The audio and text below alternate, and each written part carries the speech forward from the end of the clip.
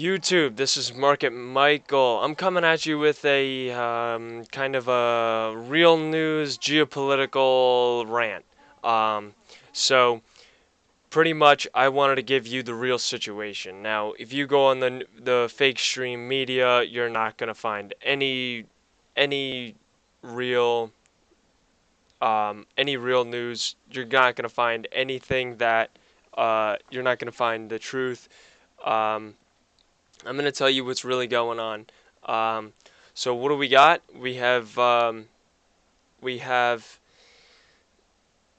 it all started, I guess, in England with the British Empire declining, um, and a group of Masons founded, broke off and wanted to create something here. And during that time frame, it was the Romance period in art, and the Romance period engulfs libertarian ideas, um, and it's about love, creation, love for this reality, nature, and during that time frame, they were there.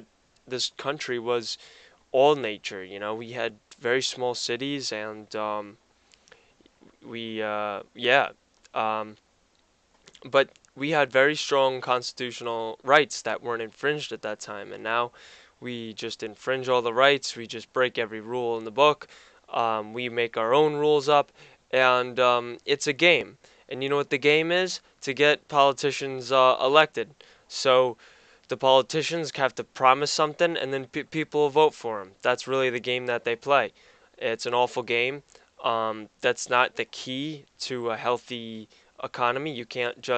Um, you can't just subsidize poor people. You can't just subsidize um, things like insurance or something, or healthcare. It just doesn't work. It puts you in a bigger hole.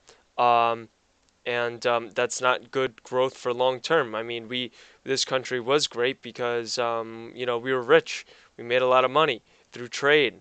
We were the largest manufacturer, and so what happened was since we broke off from England, the elites um, had to they weaseled their way right back in, and you know, it's arguably like uh, before the Civil War, we had a fight for control of the banks, and there's conspiracy theories that say that the Civil War um, was caused by the banking situation, and because they wanted fractional reserve banking, and they wanted to take us off the gold standard and all this other stuff. But the founding fathers learned about inflation during the um, Revolutionary War. We had the Continental Dollar, and they printed that to oblivion, and they saw the harsh effects. So they realized that, and they have in the Constitution that gold and silver, or gold, is money, and it should not be regulated by anyone else other than the government. Now we have the Federal Reserve, 1913. It was snuck in during Christmas when there was only a couple people there to pass it, and it's been a utter disaster because it increases the malinvestment, and that in turn creates failures because you malinvest it, and they go bankrupt, and now you have everyone going bankrupt. Now people are losing jobs, and it's a disaster. And we're worse off before we started. Now our corporate earnings up overall, yeah, because they're getting bigger. They're expanding, not the middle class, not the people, not we the people, um, who are out here doing the work every day, you know. Um, it's the mega corporations that are benefiting from this. So I think you know I think that to fix these problems, we need to go back to what made this country great in the first place. These libertarian ideas, these classical liberal ideas, these laissez-faire type models. And okay, listen, I agree we need some government regulation, like how we should not be doing nuclear, we should not nuclear energy, we should not be doing like coal burning, we should be doing renewable resources. You know, we should be making fuel from like ethanol, perhaps, or electricity. Even though that's a whole, you know, those fields are, you know, suppressed by the oil industries. They're also, I think, rather expensive, and they're expensive because they haven't been brought up yet. But anyway, if you know, there's ways we could do this, guys. But right now, this country is going in the wrong direction, and it's hurting its people, and it's backing itself into a corner. I don't know how this could ever end well. I think there would have to be a major deleveraging event, like major, like um, absolute like reset, perhaps down the road. But for now, they could just keep this boom bust cycle keep going. They could just keep kicking it down the road.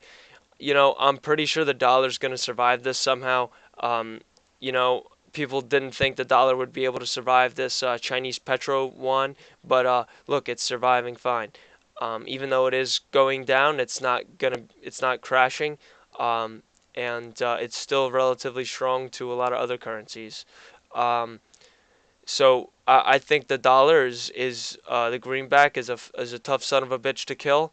And the fact of the matter is they're not they're giving the inflation in a interesting way. They're buying the bonds. They're not giving it to people. They're keeping it out of the current supply of the market. So, but in a sense, it's disrupting the bond market, and you know, like China would get paid in those dollars, and then what would they do with those dollars? They would, I don't know, buy our assets up from out under us. Um, so in a sense, sometimes it would hurt us if the Fed just makes the bonds to sell to the Treasury. Then if the Treasury buys them, that's one thing. But if you know other countries are buying them, that's probably not too good. All right, well, you know, I just wanted to cover the real news about really what's going on here. You know, you guys need to look into this. You guys need to see the history about what actually happened to this country, what actually happened to the founding fathers. You know, because this isn't just now. This has been going on for a long time, and these people in control, you know, have been in control. Right now, the current empires, they've traced back to the Romans.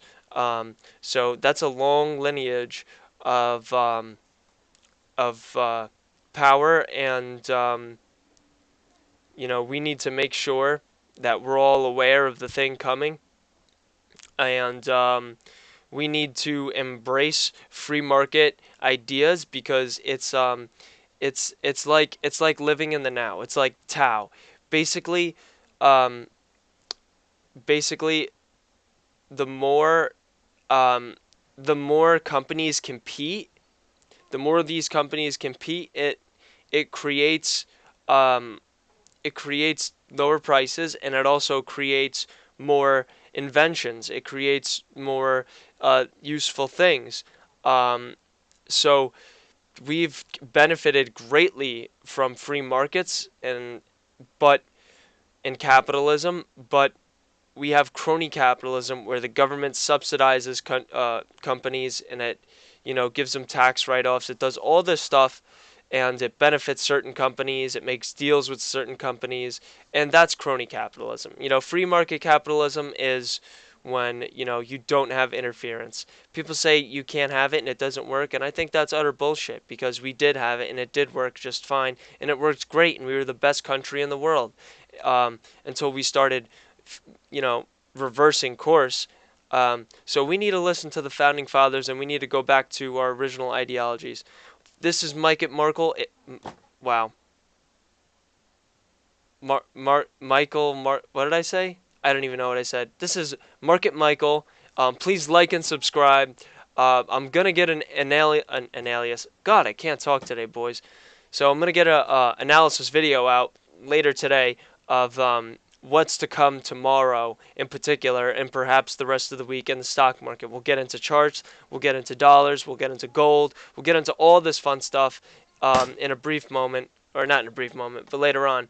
I'm gonna enjoy Easter and with my family, and then I'm going to go ahead and make a video for you guys. I hope you enjoyed the revision in a nutshell video to the banking crisis, because I'm trying to shorten my videos down and compress them and put more out. And I think if the video is compressed, it kind of makes a little bit more sense. I'm not just kind of rambling on. So I'm sorry for that. I'm sorry for making long videos that I kind of ramble on about, but sometimes I need to explain myself.